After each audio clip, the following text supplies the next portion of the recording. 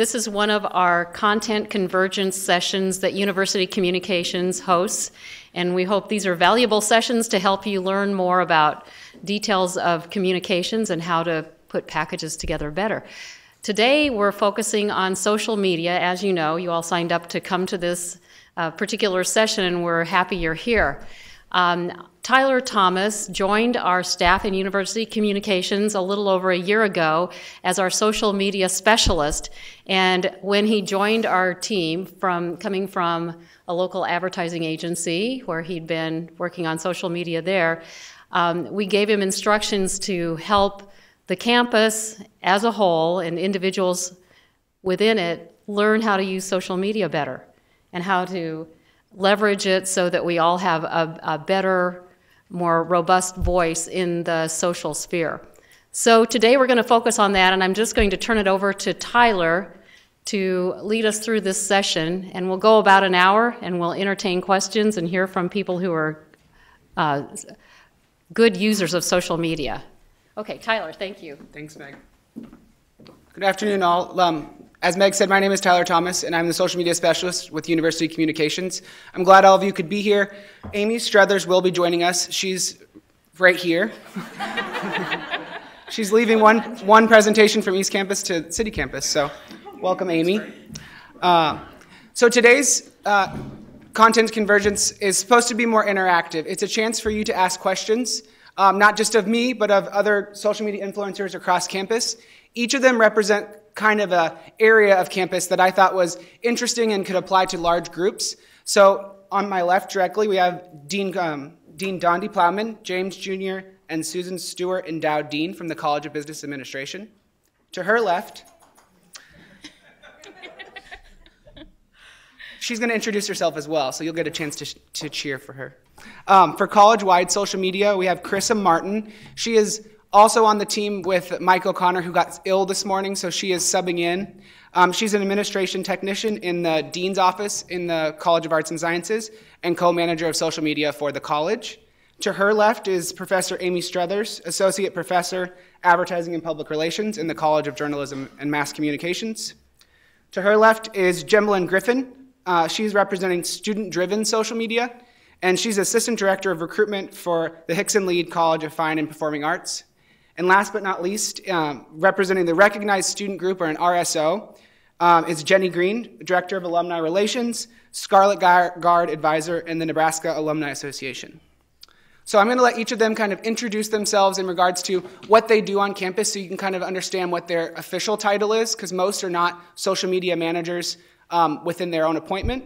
If you have questions as we get into the panel, there's a mic in the center, and John will be kind of walking around with it so that you can ask your questions. If you do not want to stand up, you can submit them via Twitter. UNLSM is the hashtag. So hashtag UNLSM. And Andy over here will be kind of posing those questions for you on Twitter. So if you don't want to get up or raise your hand, he'll ask on your behalf. So we're going to get started.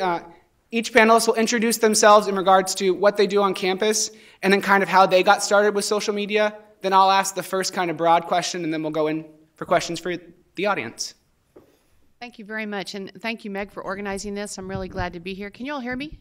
Is the mic on? Okay. So I'm Donde Plowman, Dean of the College of Business Administration, and I think everyone knows what a dean does. We try to build great colleges and try to, we're all involved in helping this campus achieve a level of excellence and visibility that it's never known before, and a big part of that happened when we went into the Big Ten.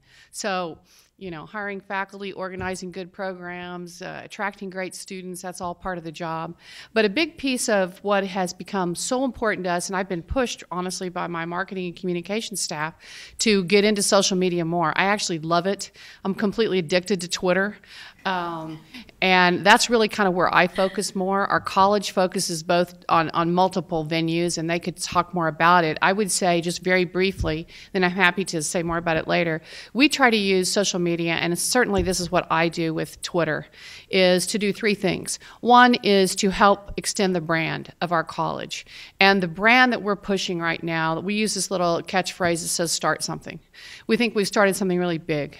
And we're inviting people to come here and start something. Start a new part of your life, a new chapter, start a career, start a business, start thinking about things differently. Start something now. And every day is a chance to start something important. So that's a piece of it. It's the brand. It is about creating a sense of community. So I'm shocked when all the people I meet that say, oh, I saw your tweet yesterday, and I'm just shocked that they're following me. I'm very proud that as of this moment, I have 1,153 followers. Sherry tells me I have more followers than any dean in the Big Ten. So creating a sense of community. Yeah, how about that? Business school dean. Arts and sciences may be ahead of me. And so it's creating a sense of community. Faculty say to me, I really love your tweets. I don't want to read the stuff about the College of Business. I like the ones when you put stuff out there. I follow this little spirituality thing. When I retweet that, they love that. That's weird to me. I would have thought faculty would be going, why is she doing that? So it's the brand, it's a sense of community. And the third thing is really then there are some things I know about. I'm an expert in, I have a disciplinary base. So I try to retweet links to articles, blogs, or whatever that have something to do with managing a business. And so the real impact we know comes from not how many followers you have, but how much impact you're having. How many retweets are you getting? And I learned this morning that, I've been thinking about this, that we know that if you call people to action, when you're giving a speech, when you're tweeting, a call to action will get responses. So I tested that this morning before this. And I put out there, I'm looking so forward to this panel that you've organized. If you like the way CBA is handling Twitter, retweet this. I got 6 retweets and 2 new followers just this morning. I can go a whole week and not get any retweets. So I think they're right about that. That's all I'll say. I'm Carissa Martin from the College of Arts and Sciences Dean's Office, and I'm an administrative technician, which means that I sit in the center of our office and I greet everyone and I do a lot of things to keep the deans I try to help them keep organized, keep them happy, and I work with all facets of our college. I help out in, some with the advising center. I kind of a variety of things. So we got started with social media because it was what you're supposed to do. Facebook was important, and so we started with Facebook as a college, and now we're pretty active on Twitter as well. And a lot of the things, I could echo a lot of the things that Donde said about using social media and why it's important. I won't do that, but I will say we also, our college is extremely diverse. So our audiences vary from prospective students in biology to those in English, and all of the people in between. So their families, the alumni, the faculty. And so when we're trying to reach those really broad audiences, we use our social media as the connecting factor among those audiences, and have found it a really great way of community, like you said, and just reaching a very wide group of people. So that's kind of where we've started with social media. So yeah, I'm Amy Struthers, and I teach in journalism and mass comm in the Ad and Public Relations program. And I got started because I felt like I had to teach my students about how to use this variety of new tools to advance a client message. And of course, we want them to be able to work with all kinds of clients, nonprofits, messages, not just a very concrete object. It's all kinds of products and brands. And how can I teach that if I'm not actively engaged at the same time in using all the tools that are out there to be discovered? So as media has changed, I felt there was an obligation because of what I do and because of my responsibilities to the students to experiment and kind of test the waters and figure out what works and what doesn't for particular messages. So I try to be engaged in as many platforms as our students are. So in addition to Facebook and Twitter, personally, as Ad Prof Amy, I'm on Instagram and Vine and Pinterest and Tumblr and you name it. I see what I'm doing as being an individual, but also a part of the bigger brand, kind of the nesting dolls of branding. So our college has a message that we're trying to convey about being one of the best ad and PR programs in the country, being really at the cutting edge of innovative communications in persuasive messaging for our clients. We've got that brand message. We want to contribute to the bigger message here at UNL about people being able to create a unique story, to write their own story in this perhaps somewhat unexpected place. And so I see myself contributing to all of that, but I also like having a personality. And I actually get the most engagement when I post about my dogs. People love animals, right? So I like being able to mix it up. And if 1 minute I'm talking about students, here's a great opportunity for a job, alums, here's the next step potentially in your career, then everybody, here's what happened at the dog run this morning. And it gives, I think, a personality to the messaging and the kind of branding that we're all participating in. Hello, everyone. Can everyone hear me okay? Okay, great. My name is Jemalyn Griffin, and I'm the Assistant Director of Recruitment. And I want to preface by saying I definitely don't do all the social media or lead the initiatives in our college. My colleague, Kathy Anderson, in the audience, oversees the college social media. I handle one aspect of that, and that's student social media. So my role, as described in my position, is I really try to engage with prospective students. So how many people in this room know a high school student that's on Instagram or Twitter? By a raise of hands. A lot of you. And I think that really tells you where that audience is. And so we try to meet them where they're at. And so that means that I'm overseeing this campaign called The Cast, which was brilliantly thought of by University Communications. And it's really exciting because we're the first college on campus to be able to execute this type of campaign, which consists of hiring current students who are in our college that represent different areas. So we're the fine arts, so we have a music student, we have an art student, we have someone who's in production management, and we hired those students to actually post on our behalf. Everyone in this room is extremely busy, and so we found that it's been really beneficial for our college to actually hire student ambassadors to share their own experiences. So that's what I can speak to today. My name is Jenny Green. I work at the Nebraska Alumni Association. The mission of the Alumni Association is to promote the achievements and aspirations of the university and really engage our alumni, fans, and friends. Another part of that is our students. We want to capitalize upon their engagement while they're currently on campus here. So a big part of my job, similarly, Clara Abelbeck, who's in the audience, runs our Alumni Association social media. I personally am the advisor of Scarlet Guard, which is our Student Alumni Association, and I help and run their social media. Scarlet Guard's really unique. We used to be a closed board of 25 students since 1974 when we were created. And what happened when Chancellor Perlman asked for help with retention and to grow enrollment, we thought a great way would be to expand our Student Alumni Association and try to get as many incoming freshmen and students involved, help them connect and help them retain enrollment here.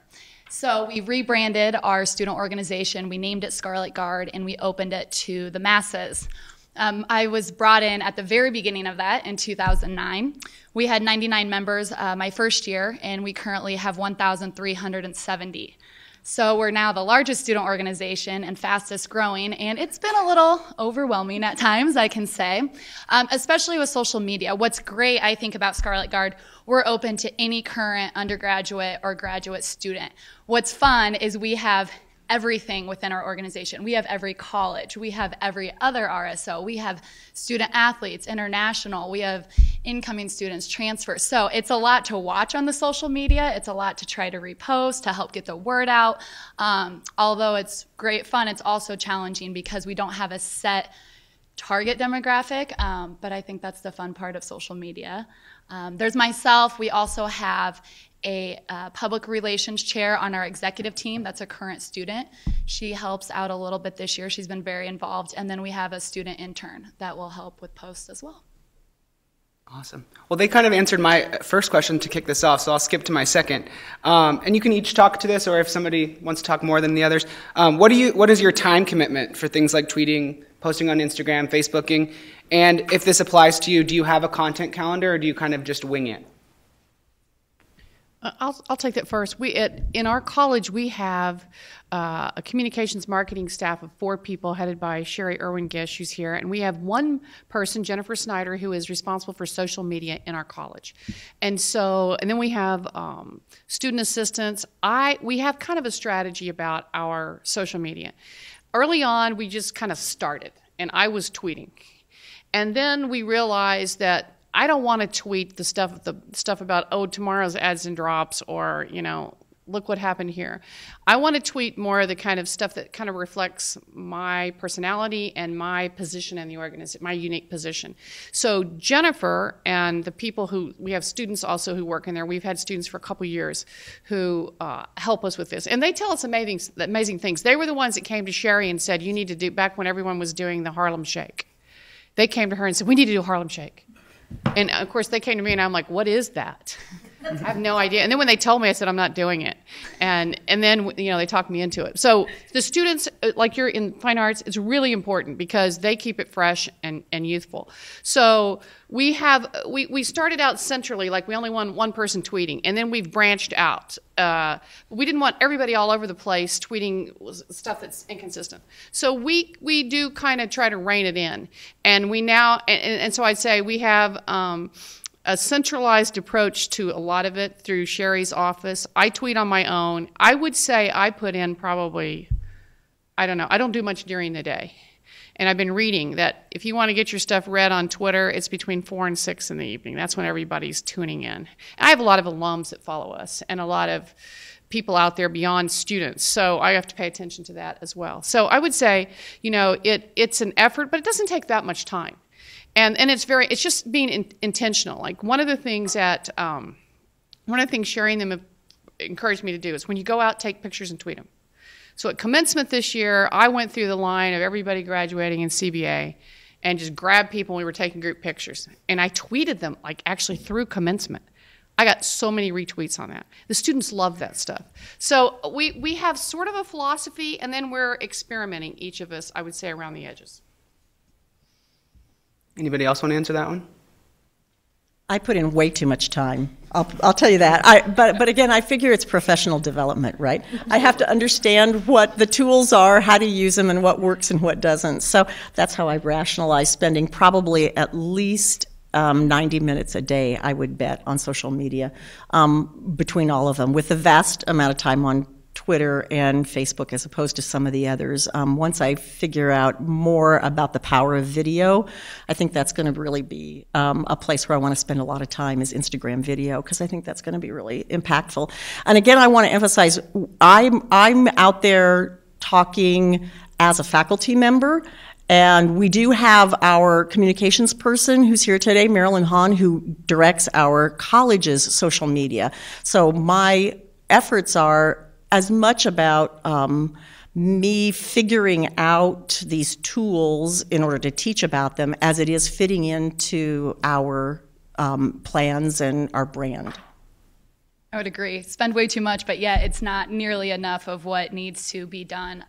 As an advisor of a student organization on campus, it's tough because they're not on the same hours as your 8 to 5 during the workday. I know that I have free time at 8 a.m. when I get into my office before I get going. Well, they're still sleeping or doing homework before their first class. I know in between, the second and thirds at 9:30, 10:30 is when they're on. I also know they are on at night, a ton of students at night. And being an advisor is not an 8 to 5 job. I will often be at home in the evenings, late at night, as I'm laying in bed sometimes, checking Twitter, putting out posts, because I know it's about the students, and that's when they're on. So it's definitely time consuming, but it's worth it. And to Dean Plowman's point, they will come to you with the craziest ideas, and it's so fun. And I have so many apps on my phone and social media because they come to me and say, this is the next thing. So, and we try it. Anybody else on that one? I was just going to add, in my role with hiring the students, we actually had to create a social media contract for them to sign. So I had to work with the university's HR department and whatnot, so we can kind of determine what's fair, since we are compensating them for social media. And as all of you know, it can take 3 minutes to 30 minutes to write a good post.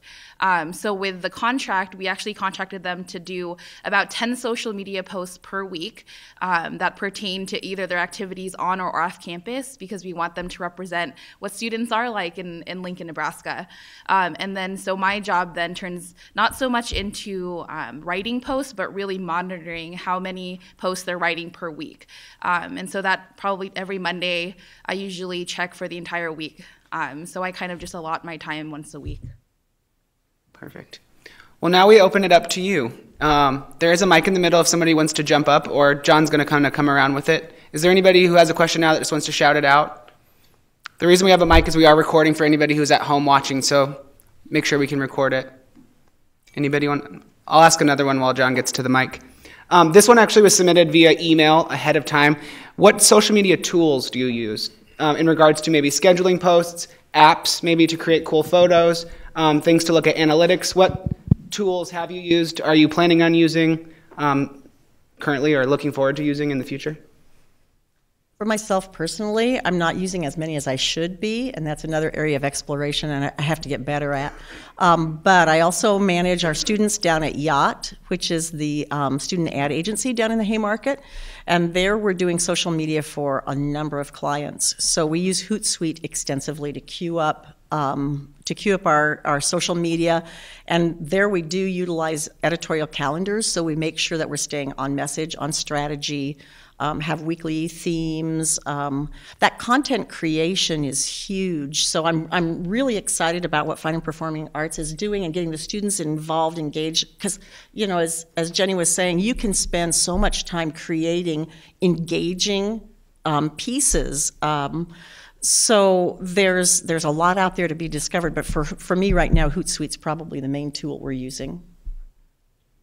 We use that in our college. I don't, but our staff does, and so that's why stuff is tweeted all through the weekend and at nights and stuff. Mine is just much more random. And I've noticed when I tweet about, what's going to happen on Breaking Bad, I get a lot of retweets, or, I can't believe that call the umpire just made or what referee just made. I'll get retweets on that, but I don't consider that really posting things. We also use Hootsuite, and we're really looking forward this year into figuring out how to use analytics better. We're in the process of hiring a marketing and communication director for our college, which I think will make a huge difference. But we are seeing the benefit of having more organization to our posts and having some plans and some themes. We really started out in the beginning of just kind of regurgitating news, and now we're really trying to figure out how to cultivate and reflect the diversity of our college, and we can't do that just haphazardly, and so we're trying to figure out how to be more intentional to better amplify our departments and our units and the students in our college. So we know analytics is going to play into that, and we know some good planning, like you're talking about, is going to be really important for us. So I would say we're looking forward to that, and we have some plans in the works to get there. And to piggyback off what Carissa was saying, do you know Connor? He actually really wants to see if social media is actually, does it have a correlation to the number of students visiting our website? Does it have a correlation to the people visiting our campus? And there is no end-all be-all to social media. You can't directly correlate a tweet to someone applying for your university. What you can do is see the amount of traffic that is driving to your website. So we've been utilizing tools like Google Analytics to see, because there's a great feature on there that shows you your top 5 sources to your website, and ours happens to be Facebook because of Kathy's awesome Facebook posts, and Twitter and Instagram. So that's how prospective students are looking at our website. They're not going to our website, they're looking on social media outlets, and they're like, whoa, my friend's going here, and Henry's doing an awesome play, I want to click on that, and then they go to our website. So that's why social media is so important for us. And I also utilize Bitly, which is a link shortener, and it also tracks how many times someone can click on a link. So then you can track that and see, okay, our admissions application, 50 people clicked on that this week, which is great. So Google Analytics, Bitly, which is bit.ly, and also Statagram. That's an Instagram tool where you can kind of track who is. You can kind of follow all the people you want on Instagram, and it kind of shows you figures that you can work with. Yeah, app-wise from a creation standpoint, that's why I pulled my phone out because I needed to look it up. Rona Designs was one that a student recommended. Great for putting words across photos and designs. And I look at Facebook analytics not nearly as much as I should. The Alumni Association uses Hootsuite and does a phenomenal job. I personally don't have it set up like that because we're more on a day-to-day basis. We tailor our messages to Twitter and to Facebook. We don't post the same message to both because we've learned that it's just different audiences, but really not a ton of tracking.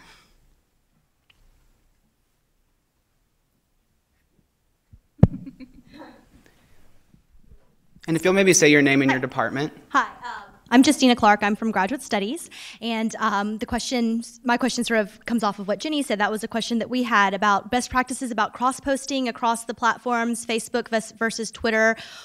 What are the different audiences for these platforms? You guys have talked a lot about Twitter, a little mention of Facebook. Are students still using Facebook? Is this an area that we need to continue to invest in? And what are the best practices for putting out your message? We personally, we don't cross messages. We use the opportunity of more characters at Facebook to explain it a little bit more, to include more information about the events. With Scarlet Garden, over 1,300 members, we just try to put a ton of information out there and hope that they're picking up on it.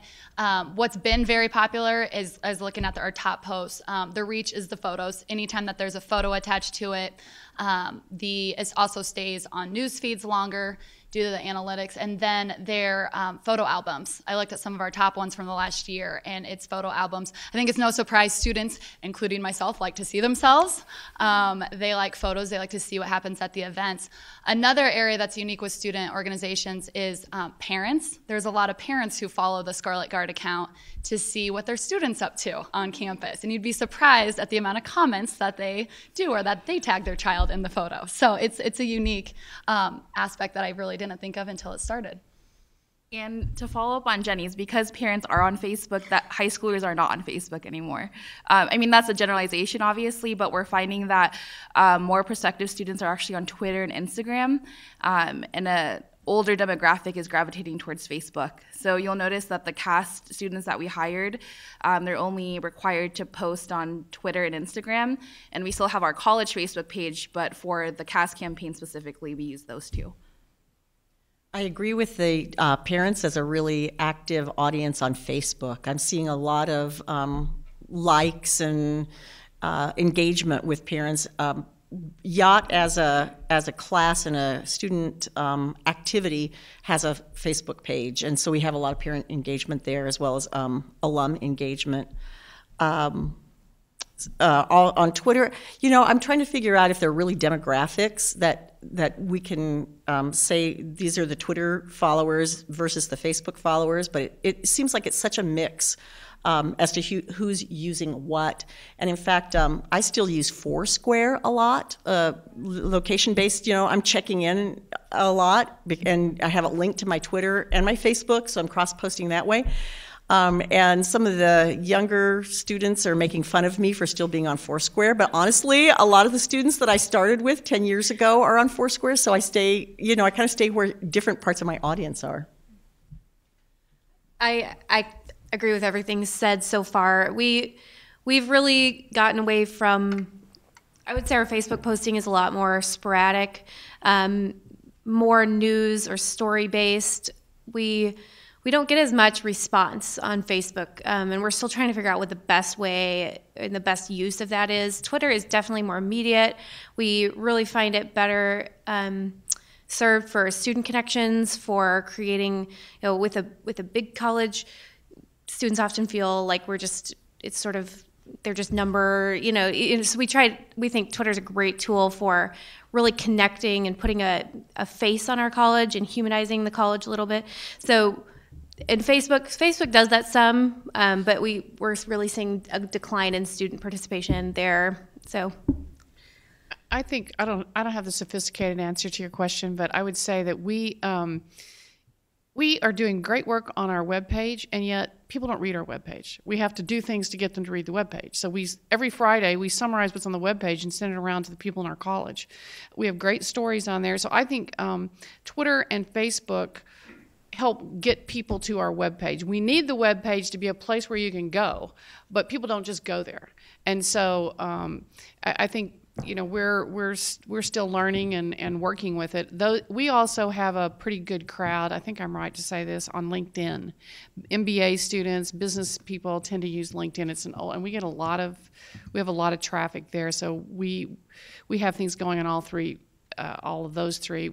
I think we tend to emphasize stories, success stories of our students, stories that will lure other students to want to come there, personalized kind of warm stuff. The other thing I would say that I think is important here somewhere is I follow a lot of people on Twitter. Like, I've been following Amy for some time. I follow probably everyone, all the colleges here. And it's interesting because I look at some of the people I follow and I look to see who they're following, and they're following no one. Like 10 people. Really, they've got 1,000 followers and they're following 10. I use it to learn. I'm learning. I follow other business school deans because I want to know what they're saying, what they're doing, what's going on there. I follow, outlets for our intellectual, work. And so I use it also as a way, and I don't consider that my posting stuff. I'm looking at it all the time just to see, what's going on at Virginia, North Carolina. And it helps give me benchmarks, kind of. I have a question, and it pertains to the development of all these new channels over the last decade, and we know that communications has changed a lot. And you look back at the advent of Facebook and Twitter and now Instagram and Pinterest and Foursquare and all of the things that we know about now. And now Vine, it's more shortened videos. What's next? What are you seeing that's emerging that might have traction in the social sphere going forward? Because we know it's not a static array. I'll just say one thing about that. I don't know. I'm sure these guys are more experts, but I will say this in terms of higher education. I think we have not even begun to use social media in ways that can help us. So we've been talking, Sherry and I, and we're going to be working on how do we do two things. One, help our faculty use social media to get their research out. That's a great mechanism. I saw a great tweet, an article, a blog about physicists. Why should why should a physicist use social media? So one thing is helping faculty get more visibility to their work. And secondly is use it for teaching. I don't even think we've begun to help instructors figure out how to use it in the classrooms. There's phenomenal things we could be doing. You're probably doing them in advertising, and we need you to help us know what to do. But I think those are two things, Meg, that are immediate next steps we ought to try to figure out, and I don't know what those look like. I can say a trend that I can definitely see. I mean, obviously we're a fine arts college, so we're very visual. So that's why we gravitated towards Instagram, because it's all picture-based. But another thing is videos. We're finding that students, they don't want to read articles, they just want to watch a video. And if it's funny, you get extra points. So it's no secret that YouTube is the second largest search engine. So people are learning not through Google articles, but through YouTube. So we're really trying to leverage videos in our recruitment initiatives. And don't make them too long, right? Yeah, which leads me to Snapchat, which is where it's absolutely at right now. And I think part of it is that no matter where our young people have gone, we have followed, and the adults have followed, and they're trying to get away from us always. And Snapchat is one way that they can make something that vanishes immediately. It's so not lasting, and it gives them some ability to not be tracked. So I think that kind of thing is going to happen more. It's surprising, and it's instant, and then it's gone.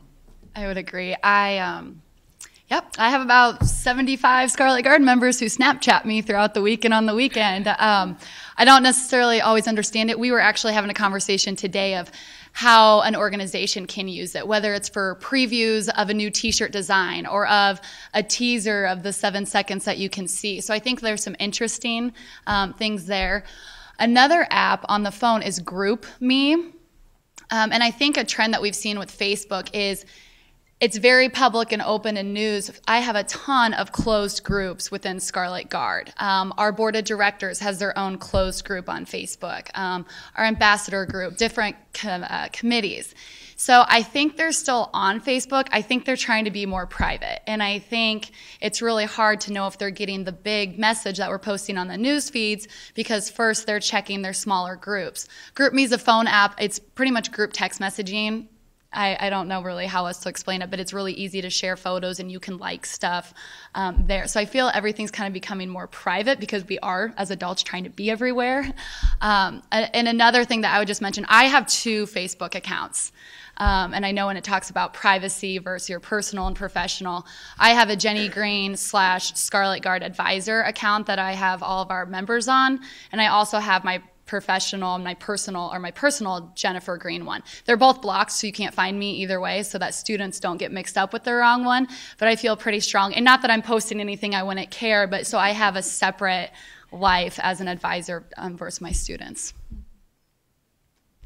My name is Jody Holt, and I'm the Director of Recruitment for the College of Arts and Sciences. I actually have tons of questions, but one that I want that you both, actually that Amy and Jenny both just touched on a little bit is, with this whole private, and we like to think with Snapchat it's there and gone, although nothing is ever gone. That leads me, I do undergraduate recruitment. That's my life. I live with the prospective student viewpoint, and I'm also involved with the student ambassadors, who I trust very, very much. But I'm always concerned about, and I shouldn't really say always concerned, but I do get concerned that if we turn Twitter over to our students, if we hire students, if we do things, what kind of risk are we running? How do we combat, and how do we not spend our time watching what watching what they're putting on, and making sure? Sort of talk a little bit about how you feel about that, what you do. If you're concerned about it, should we be concerned about it? That kind of thing. When it comes to students having access, posting, things like that. Yeah, those are definitely valid points, and we did have to address those and ask ourselves those questions before we hired on the cast, because in my previous employment, we actually had a crisis on social media. Someone tweeted that they wanted to commit suicide on our page. And obviously things like that will happen. Social media is a great tool, but it obviously has to be monitored. And so with that, we actually trained our students. We had a half-day social media training where we brought in experts from the university, such as Tyler and John, and we kind of went through what is branding, because a lot of these students, they know that they follow 1,000 people and Lady Gaga and all these people, but do they really know how to post on behalf of a university? So we did a whole presentation on what makes a good post. We're a Pepsi Adidas school, so you can't be taking pictures of Nike on your t-shirt. And so just branding and coaching them through that, and I really found that they were receptive to that feedback. But then additionally, I obviously have to monitor all their tweets on a weekly basis. And so far, so good. I mean, they signed their contracts in November, and I haven't had a huge issue arise from that that I can think of. So you definitely have to prepare them. You have to let them know that a social media account and that they're representing the university, and that there are consequences if they, for example, our fine arts college, a lot of them are artists. So we told them, you can't be selling your CD on the side and using your 500 followers to buy your CD. So those are things that you actually have to think of and integrate before they start. Because if you don't prepare them beforehand, they can always say you never told them. So privacy is huge. The accounts that our students have access to have different passwords than anything else, so that they can't try to log into anything. It is a risk. You put a lot of trust in them. I'll watch theirs own social media account for a long time before I give them access to it. If it's abused, it's definitely taken away right away. But they know it's their colleagues or their classmates. They know what's cool. They know what's funny. There's some stuff that I don't understand that they tweet out, and it gets the most retweets. So it is good to give them that experience. It's real life experience. It's a challenge, but I think from a time standpoint, do you have the time to do it yourself, or can they help, knowing that they're good students and they're getting a good education here, and they know that we're trusting them? I think it's a good question. I heard a comedian once say that, I always get nervous when I tweet something because I'm always thinking I'm one tweet away from getting fired, and I've always thought about that. Like, I don't want anyone tweeting for me, and I know there are other people who have people tweet for them all the way through meetings.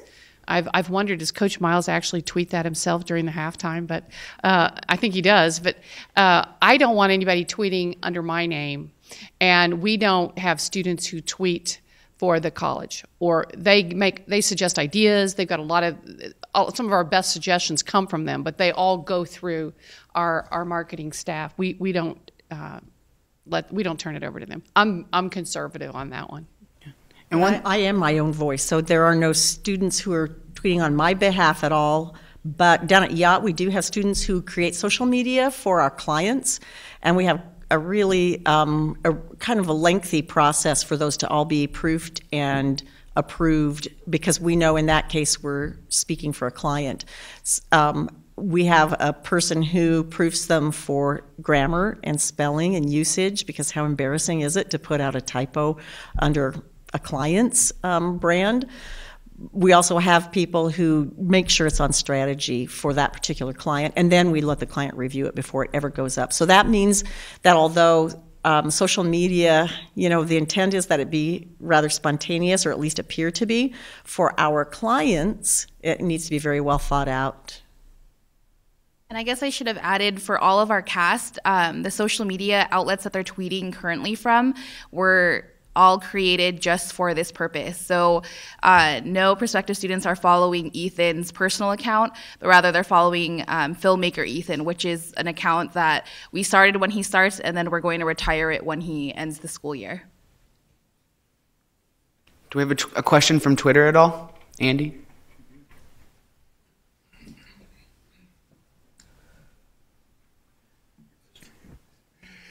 It's perfect segue from what you were just talking about. Someone asked, with all the planning and the strategy that goes into this, how do you maintain the personal touch? How do you keep it sort of that one-to-one feel that is the hallmark of social media? We make a huge effort to watch both hashtags and then people who are tweeting at us, and make sure that no tweet goes unanswered or Facebook post goes unanswered. We really strive to have a personal connection with our students and with our faculty, so that we're always connecting, and so it doesn't feel like an automated account. It's not. And so we really make sure that we're answering, we're retweeting, we're busy and active, and I think that makes the personal touch. We've talked about some that the numbers are important, our followers are important, but it's those interactions that make us feel like either our social media tools are being effective or not ineffective. So I think it's really about the conversation, and that's one of the dangers of a Hootsuite, is if you queue stuff up too far in advance. And that's, you can't just queue it up and let it be. You have to really monitor it so that it's something inappropriate. The timing doesn't end up being inappropriate when something posts. But yeah, I think the kind of responsiveness is cool. For example, I posted as Yacht Ad Lab the other night when the Husker men's basketball team beat Ohio State, and I utilized the word trounce, and I immediately got somebody on Facebook who said, you can't call it you can't use the word trounce when we just beat them by 6 points. So that was kind of fun, because we went back and forth and helped me come up with a different word, and so then we had different words, defeat or whatever the word might be. So it actually was a lot more fun being able to go back and forth. Yeah, I think making it interactive as often as you can, and I'll give you one great story, and it comes from Chancellor Perlman. One of our faculty members told me that during exam weeks, one of the students came up and complained to him about the fact that, oftentimes you have a class that meets at 3:30 in the afternoon, and then the finals at 7 in the morning. Like, no one likes that.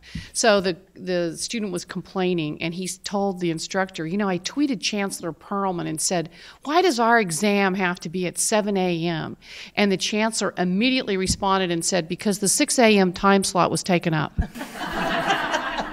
Students love that. And so I think that's what it makes Harvey very real to people when he does that. And I think you don't have to do it all the time, but just occasionally, and then the word gets around about that. On Facebook in the morning at 8 a.m. when I go through from my Scarlet Guard account and I wish every member a happy birthday that day on behalf of Scarlet Guard, which is crazy because I don't do it for my personal account for my real friends, but I do it for the students, and that's what I do every morning. And happy birthday on behalf of Scarlet Guard. That's a personal touch with the thousands of members, and you do get the likes and the comments back from that. On Twitter, I want to push information about our events, and I've had to be reeled back by our students that you have to have personality in your account, and if we know them, if they're good members, there's a couple hundred that we can identify, and if they're posting something that's pretty generic that we can comment on behalf of Scarlet Guard, as it's raining outside, Scarlet Guard might tweet back at them, maybe we should do a Scarlet Guard umbrellas next year, and that gets the conversation going, and it really is that personal touch of having those one-on-one conversations on Twitter from an account of thousands that they feel that they're individual and important, and we'll see those students at the event next time and tweeting more to us. So best thing that happened recently was Bo Pelini to Faux Pelini, right? I mean, on Twitter, and it completely changed Bo as a personality. He was suddenly so just fun and not just crabby. It was great. Dean Plowman has to take off a little bit early, so if we could just give her a round of applause. Thank you very much for doing this. Thank you. Anybody else have questions?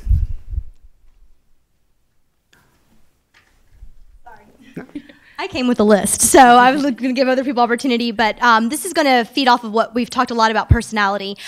We have graduate studies, at UNL grad studies account versus like Dean Plowman, who it's her account, right? So you can have much more personality, I think, whenever it's an individual. What is your take about tweeting as a organization, as a college, as an office, when it comes to funny, interesting content versus just sort of on point, information that's relevant to research or faculty accomplishments or whatnot? What's the balance of fun versus serious? I think we talk about that a lot. Since we're a college and we're a college count and we represent a lot of people, we try to have a balance though, because we really try to recognize our faculty. We try to, if there's big things happening in the news that relate to our college, we try to hit on some of those things. But then we do things like last fall when we hit 500 followers, we went out and we gave blue peeps that look like the little bird out on sticks, and come follow us. These are our tweet pops, and it was very silly and fun, but we got a lot of followers and a lot of retweets out of that. And this year we did something similar. We did a shoe giveaway from a sponsor downtown, and so we try to reach the students with. It's still professional. It's still, we're not biased to anything or, showing any sort of political affiliation, but we're still having fun and still interacting with the students, and then also making sure that we aren't missing important things happening in our college. And I think that's been really important to make sure we're hitting those important things that are happening and still having a personality with the students. We try to balance it that way.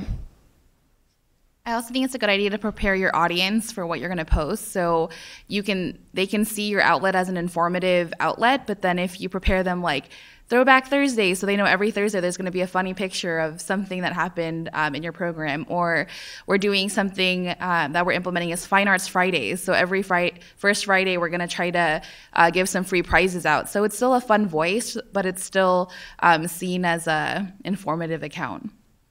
I would say, from being funny, my rule is if it is about the university or has something to do with Nebraska, now if somebody makes a random comment that has nothing to do with the university, we won't comment on that. It has to be something related to UNL in a positive manner. We follow the UNL problems and some of the other accounts just so we know that they're not talking about us or if we don't come up, but we never retweet or anything in a negative manner. Our most probably fun and spontaneous thing is called Gear Days. Every third Thursday of the month, we have our big third Thursday social in the evening.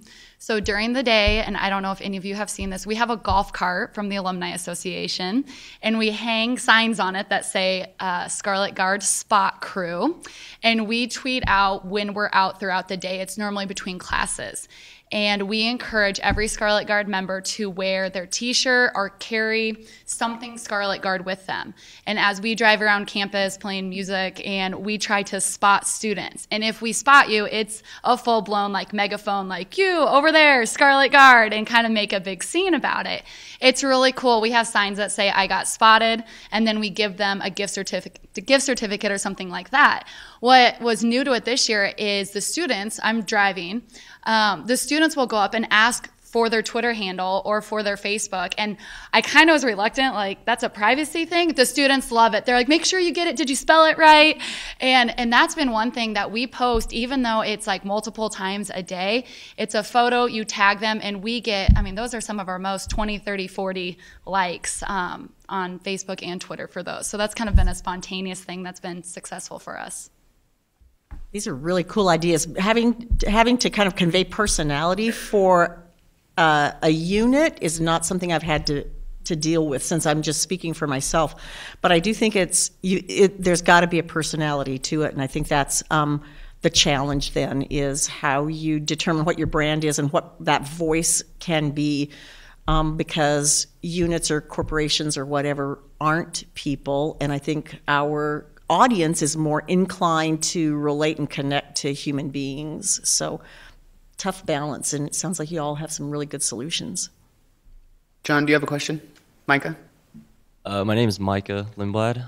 I'm a junior, and I run a few different social media outlets here at Nebraska, but I'm sure, you know, a lot of times you get, most of your responses will be really positive and uplifting, but I'm sure you guys know that there's usually always a handful of devil's advocates, or a handful of, you know, they see the negative always in some situations. So I was wondering, you know, how you guys in those situations, how you guys handle that, you know, maybe just like a general response back, or more personalized to it, I guess. That definitely is something to consider, and it kind of goes along with preparing whoever is posting. But 9 times out of 10, honestly, I just let the conversation go. You'll see that the advocates for your brand will usually step in for you. You don't have to.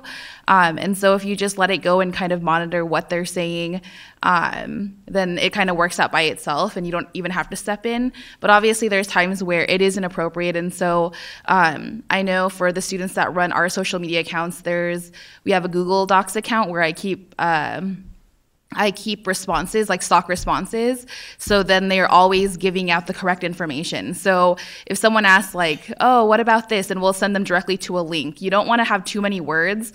As many links as you can provide that will give them the information they need is perfect. But I definitely don't encourage deleting comments or trying to hide what people said. I mean, the whole point of social media is that it's an open conversation with your publics. And so I definitely encourage dialogue, good or bad. Since Dr. Plowman is gone, I'm going to share a story that Tyler had mentioned to us as a college. A student tweeted that they were upset with an advisor at the College of Business, and the College of Business responded by getting in contact with that student. You can fill in if I'm missing something, but getting in contact with the student and trying to make things right. And I think that's we haven't had a situation with something particularly negative to our college yet, but I think it will come, and responding that way and not just ignoring it, like you said, like not deleting it, not trying to hide it, but using it as an opportunity to make things right and to show that, yes, we're people here at this college. We will do things wrong, but we'll make it right. And we will use this avenue to better ourselves as a college and as a university, and learn from our mistakes and show how we're trying to improve it. And I thought that was really neat that they went forward and tried to make things right with the student. Yeah. Yeah. Right. Right.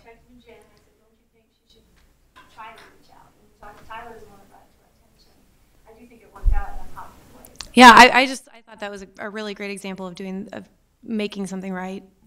I'll just address that too. I know you'll get our last question in just a second. The thing with that too is to look at it, is somebody venting or are they actually mad about something that can be fixed? That's kind of where I look like. Even Chancellor Plowman was commenting on a few people today who are mad about not being able to find parking, or if there's something they need to be able to solve, like the Wi-Fi is not working, which is a housing issue that happens a lot. We have issues and we address those. We give people links, we give people to talk to. We solve the problem, at least with a link or some kind of response. And 9 times out of 10, that person's happy that they just got something taken care of. Or usually they'll be like, oh, I was just venting, never mind, but thanks for being human, those kinds of things. So sometimes you can let things go, but there are issues where you can just, that's your chance to win them back, or at least make them happy. And that's the customer service part of social media, is that's why you're engaging with these people and you're paying attention so that you can follow up and fix issues.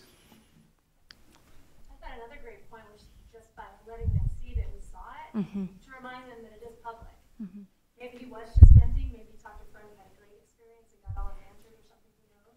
But just to remind them, this is public, we're putting it out there and we can find it. Letting those kinds of negative or those kinds of comments stand and then responding to them, it's also a way, I think, to make it feel like an authentic conversation instead of a sanitized and censored one. And I know Diane has a question. My name is Diane Danley, and I'm an advisor with Criminology Criminal Justice. My question to the panel is if it's worth the time to repost things that are on Facebooks like the university, or we get a lot of things, please would you share this with your students?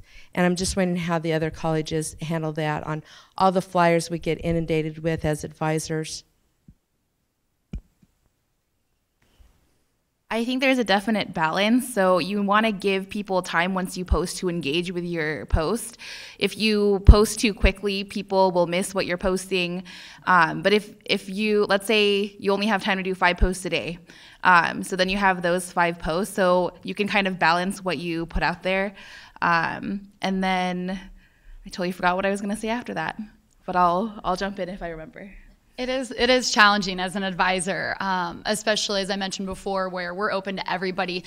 We try to repost as much as possible. It's a great way to make friends on campus. It's amazing when you repost like Sheldon Art Gallery, and then they make it a point to come and say thank you for helping get our information out there.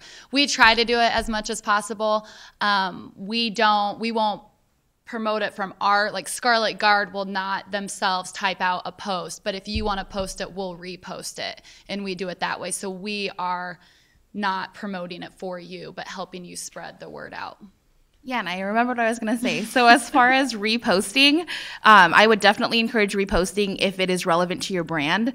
So we repost a lot of things that are about the arts, whether or not it's in Nebraska. Like if the New York Times posts something about the arts, I definitely will retweet that. And you'll notice that other followers will start asking you questions. So I had some teacher in Chicago like tweet me and say, hey, I didn't realize Nebraska had a music program or whatever. And so you definitely get other audiences watching you if you repost things that aren't within your community. Thinking particularly about like suspense dates, things that might be out there on other sites, like graduation dates, applying for this or that, or if that's not really necessary.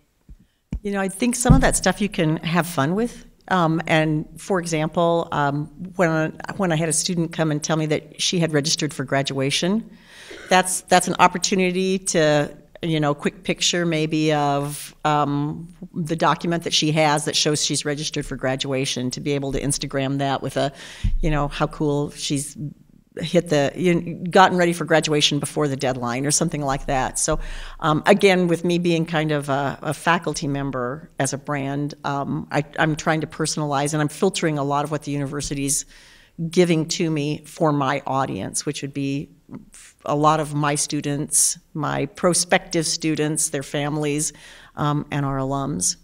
And one other thing, quick on reposting, and I think it would be Tyler or whoever does the UN Lincoln account, is to give credit where credit's due. So if you are reposting somebody's picture, to give that student credit, I think that's a great way to build friendships with them and loyalty. and for wherever you get it, whether it's from a college or a university, to make sure that you give credit and hashtag. At the bare minimum, we try to give out hashtags to anybody who might have our account, but to bare minimum hashtag UNLs, because they do a great job of helping get the word out on all of our behalfs as well. I think on some of those dates, specific things or deadlines, and we have deadline heavy seasons at the university. So if it's a heavy season for deadline, maybe beginning or end of semester, linking to a site that already has things listed might be a good place, instead of every day when there's, this is where we are with withdraw, add. Maybe do that, but if your audience isn't responding to that, maybe just every once a week or every now and then post back to some of those sites that already have that information there, so that they can find it. It helps them find it themselves. And we are at time, so if anybody has a gut-wrenching question and wants to ask it, they can. But if not, the panelists will be around for a few minutes. If you have a question that you didn't have a chance to ask or you think of later, email me at social@unl.edu and I'll make sure it gets to the panel. And thank you for coming, and we'll see you next month.